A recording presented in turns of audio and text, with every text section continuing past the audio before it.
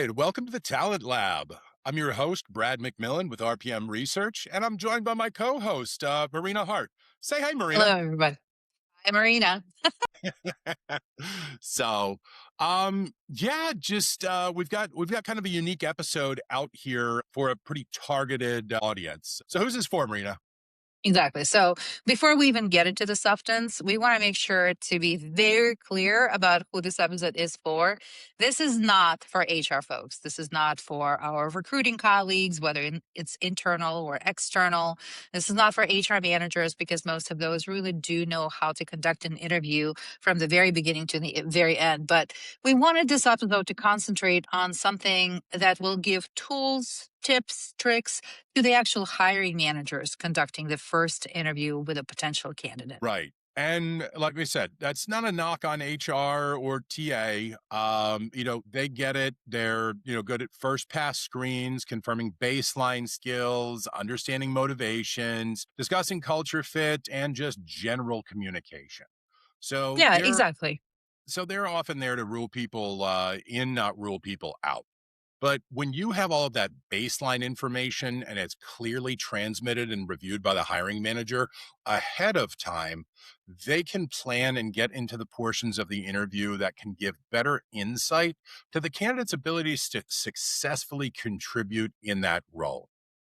Yeah, and I think that's exactly what we're talking about. We're not talking about adding some time, to the hiring manager's already busy schedules. We're just talking about that afterwards. What we often hear as recruiters, as third party or agency recruiters, as well as when I worked in HR, is that the hiring manager always walk away from the interview feeling like they didn't get the clarity that they needed. They were not sure whether this is the right person or not. Something felt off. And I do believe that a lot of that frustration can be avoided by, well, frankly, just having better prep. Right. And as they say, proper planning prevents poor performance. So, Yeah, and we understand that hiring managers aren't trained interviewers. There really wasn't a part of your job, a portion of time where somebody sat you down, broke this down into, small bits and pieces. You learned from who you were exposed to. But I think that we've got an opportunity here to elevate that. We understand you're scientists, operations, leaders. You've got full plates already. So the goal here isn't perfection; it's structure, intention, and communication. exactly. And so the point of this episode is really not to give you a script because how can you have the same script for different roles at different seniority? Questions will vary depending on which industry you're in, which position you're in. What we really wanted to offer for the hiring manager is the framework, almost a way to think about prepping for the first interview, as well as breaking it down into certain segments that no matter who you're hiring for, you will feel prepared and you will walk away from that interview feeling pretty confident that you've asked all the right questions and you have your answers, whether this is or isn't the right candidate for your team. And we'll touch base on this a little later, I think. But as the hiring manager, if this position is reporting to you and this is the first time you're talking to this person, based on your preparation, what's been shared with you, and your conversation with this candidate, you should have about an 80% comfortability whether this person can do the job or not. There certainly are going to be other people you may have other questions or want different perspectives, but you should be very confident that that in your decision on this candidate. And if you're not, it's probably due to a lack of preparation, and consistent execution. Yeah, that's exactly right. And we will move into why the first screen matters more than you think in our next segment. But just to reiterate what Brett just said, this is just a framework. These are just suggestions that are based on working with clients, years and years of our own interviewing of potential candidates. We're just offering you maybe a little bit of a tool that you can incorporate into your suite of tools that you already have. And spending even that, 20 to 30 minutes reviewing a serious candidate and reviewing the information that you set up properly when the search initiated. So, resume plus notes, plus background, plus having a structure can completely change the outcome of the interview. So, when we talk with candidates about preparing for an interview with a hiring manager, we look at about a 3-to-1 ratio. So, if they're going to talk to you for about an hour, they should be doing about 3 hours worth of prep work on the company, the background, the job, what's going on in the news, really getting a good sense so that they can ask, high value questions. So we're not saying that you need to spend 3 hours on every candidate to prepare for that. 20 to 30 minutes, should be at least what we're investing in a serious candidate. Yeah, exactly. And we will have a separate episode on helping the candidates prepare for the interview. But again, they probably take a little bit longer because they have a little bit more information to search through when we want them to be ready for this call with the hiring manager. But for the hiring manager, even a 15-minute prep will make a world of difference. Yeah. So why does the first screen matter more than you think? One of the biggest issues that, or one of the biggest feedbacks we often get from the hiring managers is that they did not have enough time to ask all the questions. And I think one of the reasons for that is because they're doing repeat work. Hiring managers are asking questions that should have been already screened for by either your external talent acquisition partners or your internal HR team. Those are the questions that should have already been answered way before the hiring manager is asking questions that are more relevant towards what this person will be doing versus questions that are about this person or their past work history. What are some of the examples of those questions that you've seen, Brett? Right. No, I mean, exactly. Things like, why did you leave your last role? What are you looking for now? Do you actually have the baseline skills? Those Yes. answers should already exist before the hiring manager ever gets on the call. And we really should never see the hiring manager reading the resume on the video interview for the first Yes. time. Yeah. If there's questions, write those down ahead of time, maybe highlight those on the resume, but it really gives the candidate impression that you're not prepared, and that the company in general is not prepared. So how you conduct your interview is also how you're going to be perceived in the market, whether the person does or doesn't get the role. They still have a voice and they still interact. So remember, preparation is also preventing your brand. And again, we work with a lot of our internal talent acquisition, internal HR colleagues who sometimes get just as frustrated with the hiring managers not preparing for the interview because they did take the time to put those questions or to pose those questions to the candidates. And a lot of internal and human resources folks, they did put those questions to the candidate. They did put those answers in writing and send them together with the resume to the hiring manager who should have taken the time, but they didn't. So again, stressing the importance of prep work. Well, and that starts, before the search even begins, or should start before the That's right. search even begins. This is what I'm looking for. These are key attributes. Give me your thoughts on this, but thoughts with evidence. How are we backing it up? I saw this and here was examples. So that proper preparation, this is why that job kickoff conversation with your HR or recruiting partner matters so much. And you're not just pushing forward the previous job description if you're in a backfill. If you don't define your pain points and must haves early, the interview ends up unfocused. Yeah, and we'll definitely talk in a little bit more detail about what are some of the most common mistakes the hiring managers make. But before we move to that, I really wanted to mention the human aspect of it. Just think of it this way: when the hiring manager is speaking to a potential candidate, they are talking to a human being who knows that this hiring manager has had a chance to take a look at their resume. Chances are they've already had a screen with HR. So even from the human perspective, they expect the hiring manager to know at least something about them because they've already spent the time and invested that time into putting their resume together, tweaking it probably to be a little bit more relevant for the role that they've applied for. They most likely have had a conversation or some kind of interaction with human resources or an outside agency where they've answered some of those questions. So when the hiring manager hops on a call or a video interview and has absolutely zero baseline on what this candidate is about, it makes them feel like they were not important enough for the hiring managers to truly get to know before they were able to speak with them. So, and I think that's also an important point to me. Well, and we have to also look at who the candidates are. Is this somebody That's that right. came in through an application? Is this somebody that from a headhunting perspective was tracked down, was potentially interested in this position, but they have multiple options. They're not necessarily looking for a job, but they could be interested in the right role. You could end up turning some of those people away by lack of preparation and lack of shared communication.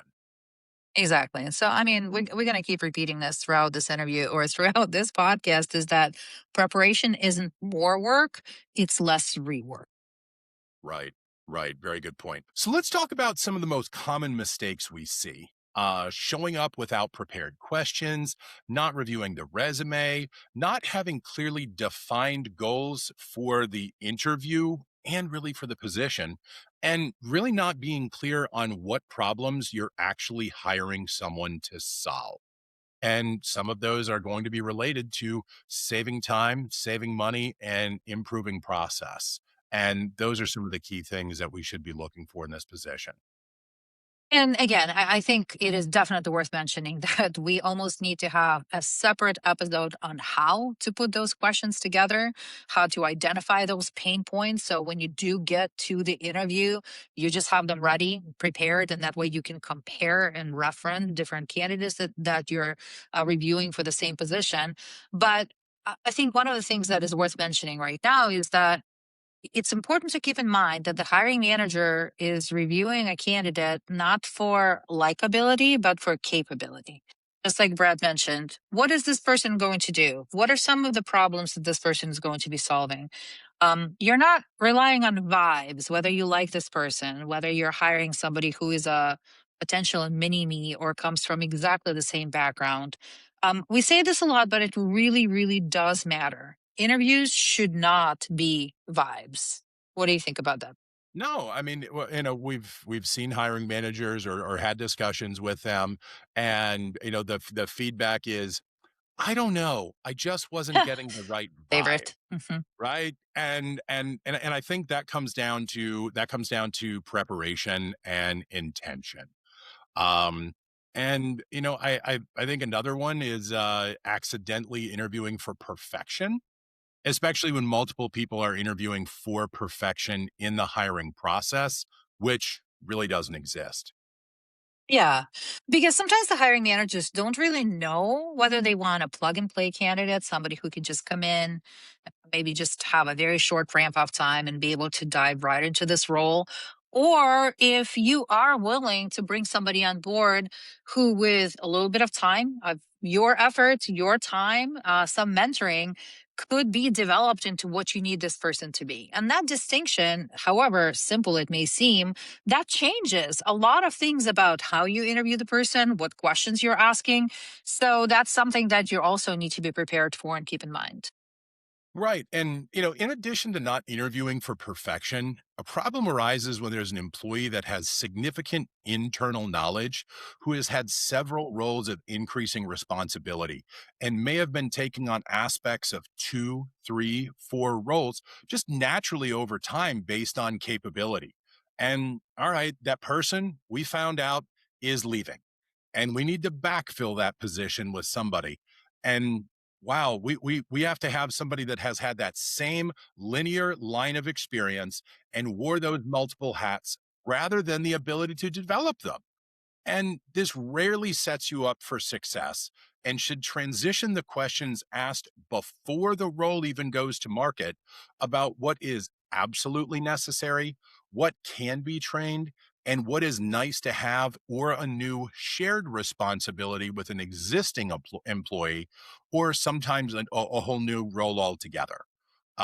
So just this linear path and this dogmatic approach leads to long search times, a lack of clarity in candidate requirements, and also lack of knowledge about the available talent in the market that meets these additional criteria.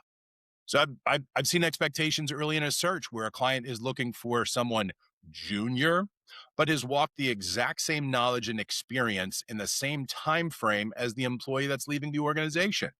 It can be dealt with as the search evolves, but it eats up time and resources that would not have to been wasted and dealt with if they were clarified upfront by the hiring manager and internal stakeholders. And sometimes that's sitting down and having, rough, honest conversations internally. But that's clarifying expectations realistically rather than lowering the bar. So, Marina, what are your thoughts on that?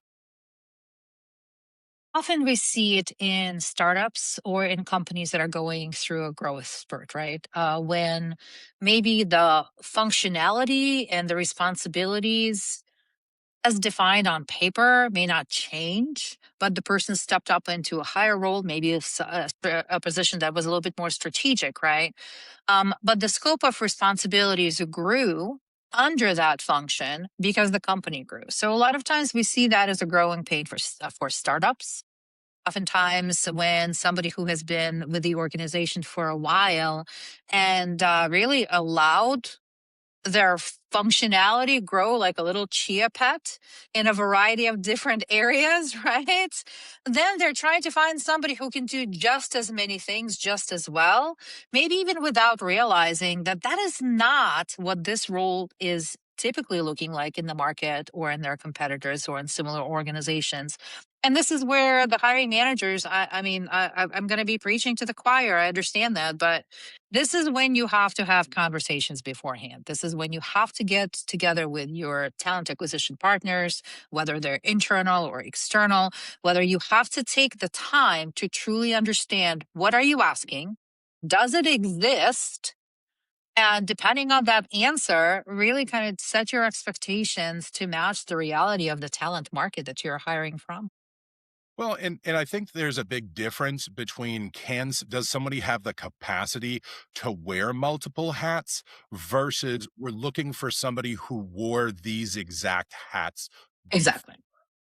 Yes. Um, Again, plug and play candidate or somebody who can kind of morph into this role. So let's set those expectations straight before you get on the phone or a video with a candidate and walk away disappointed because what you wanted you did not get. Yeah. right, right.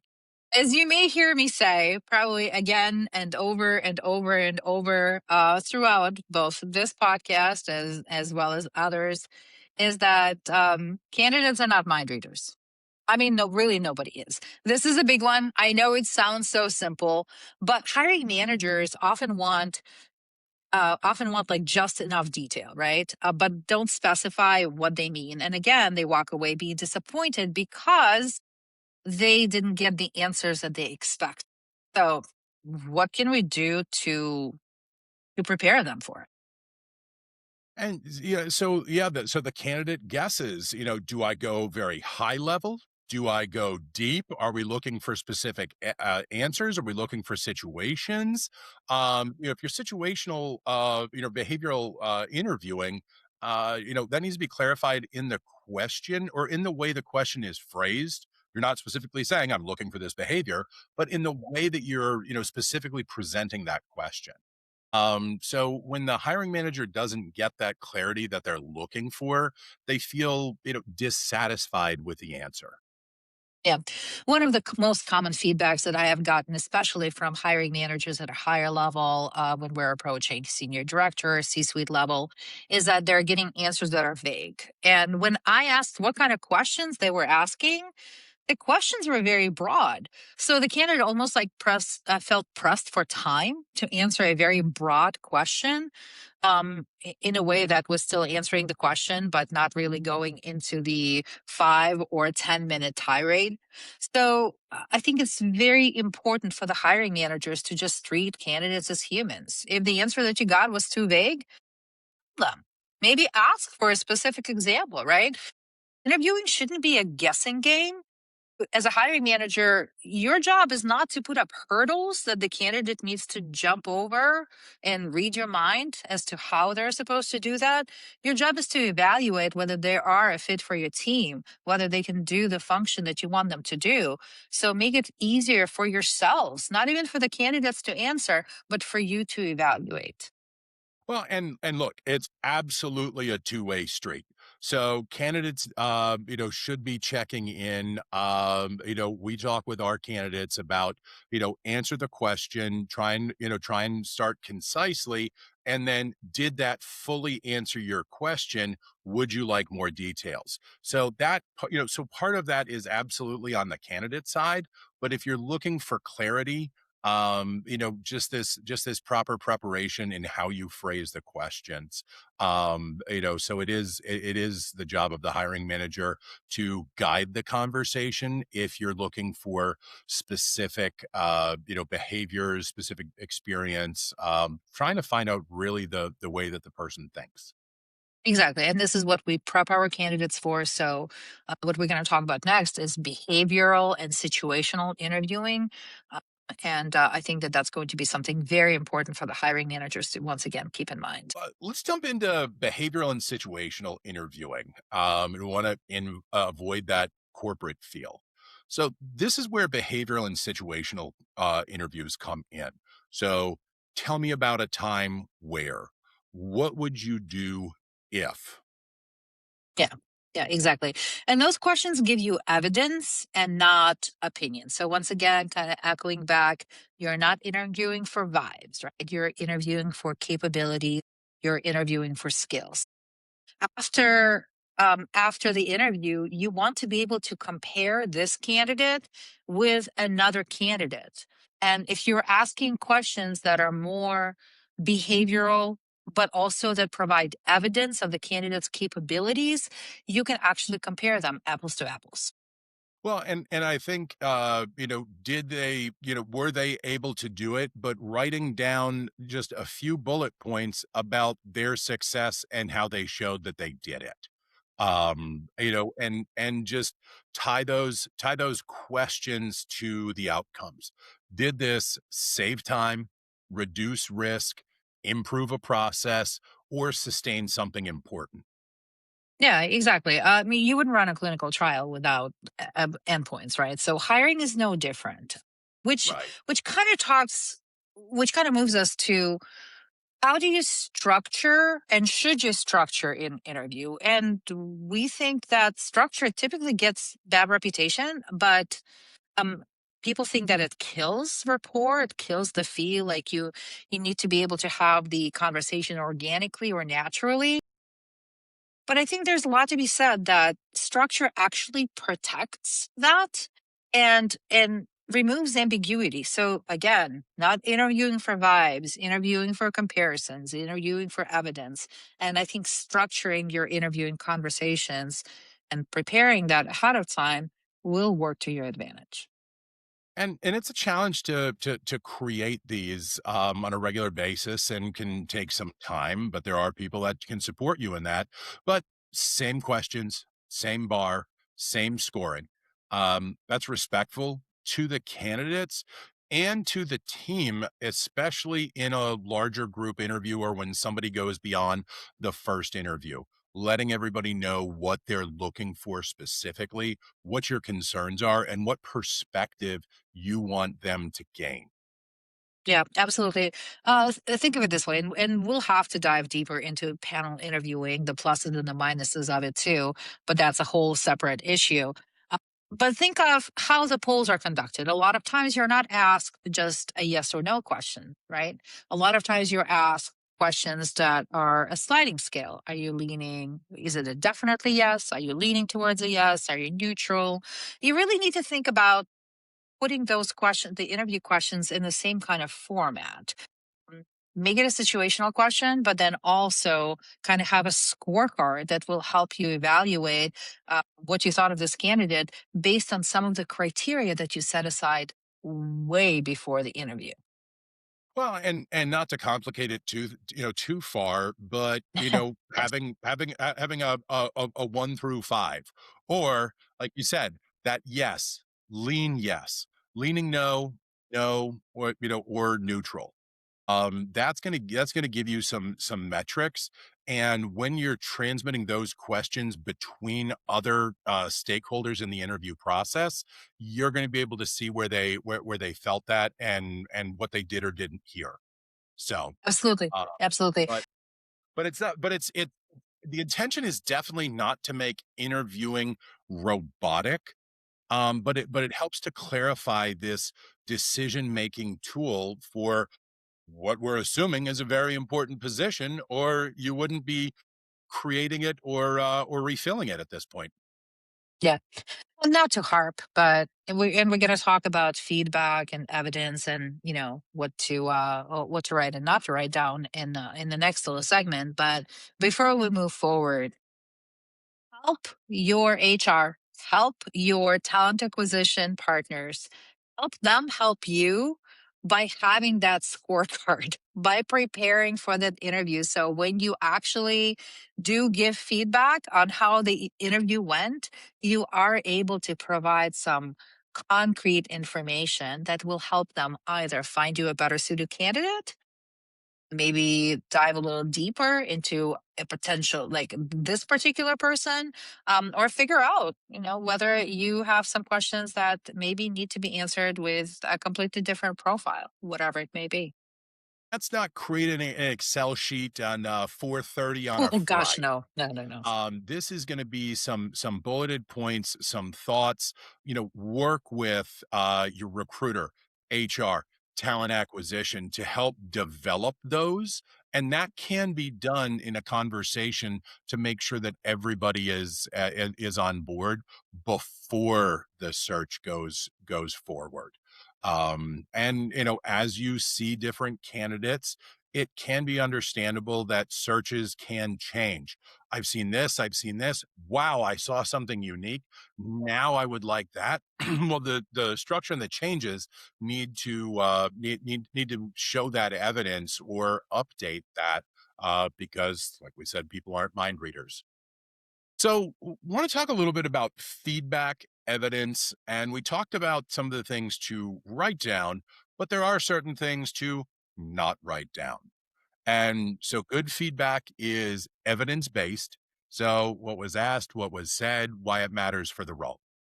Yeah, I mean, it's fact, right? And bad feedback is vague. I didn't feel it, not quite senior, not quite what I was looking for, can't put my finger on it.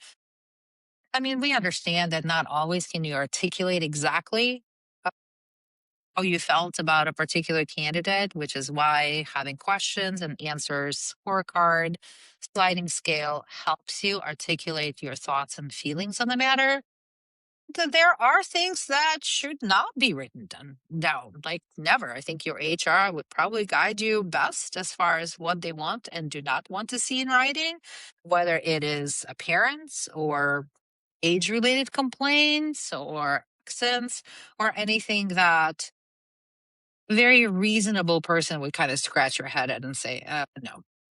Right. I mean, these should not be considerations in any interview process whatsoever.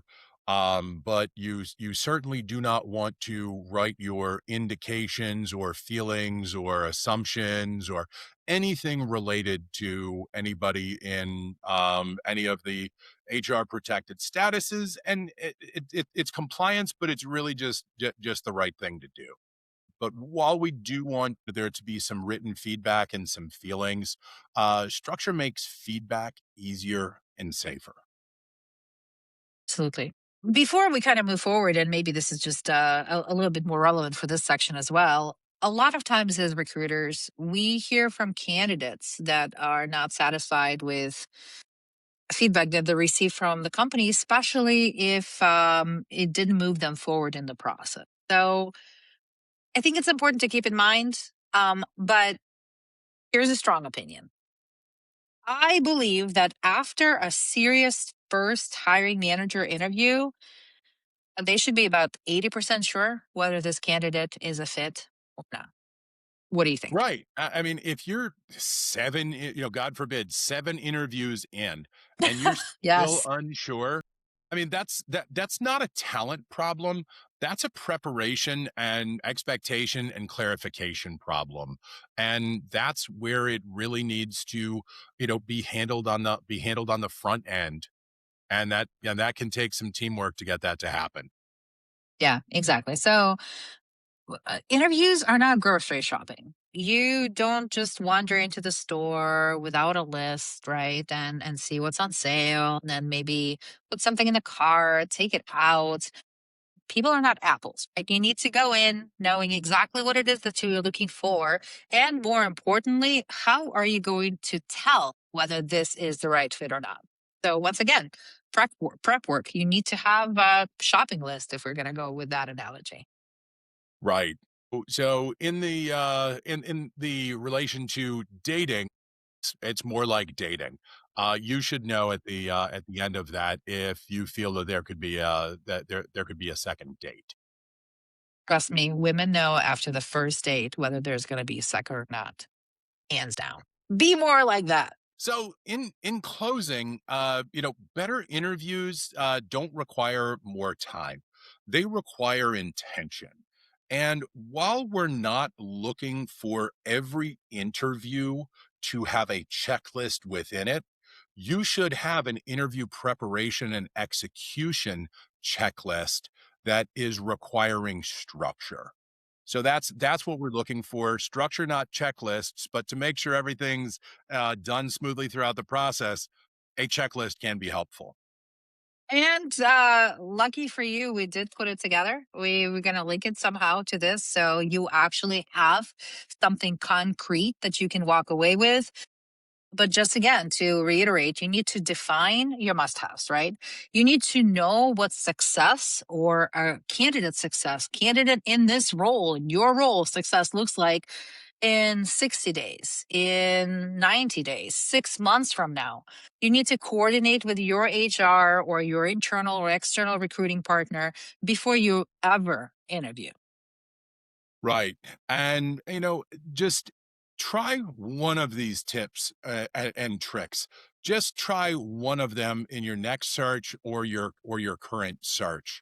If you're looking for an overhaul, we can certainly, help and assist with that.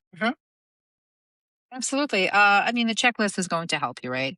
To define your pain points, building scorecards. But if you want somebody who can walk you through it, somebody who can take the time to have a conversation with you and do it for you, I mean, that's something that we partner with hiring managers on all the time. So feel free to reach out. And, strong interviews are conversations with purpose. And thanks for joining us here on the Talent Lab. If you like what you've heard, have more questions, reach out. We'll be covering some interesting topics here in the future. There's some topics you want to hear about, reach out. Thanks for joining us. Have a great day.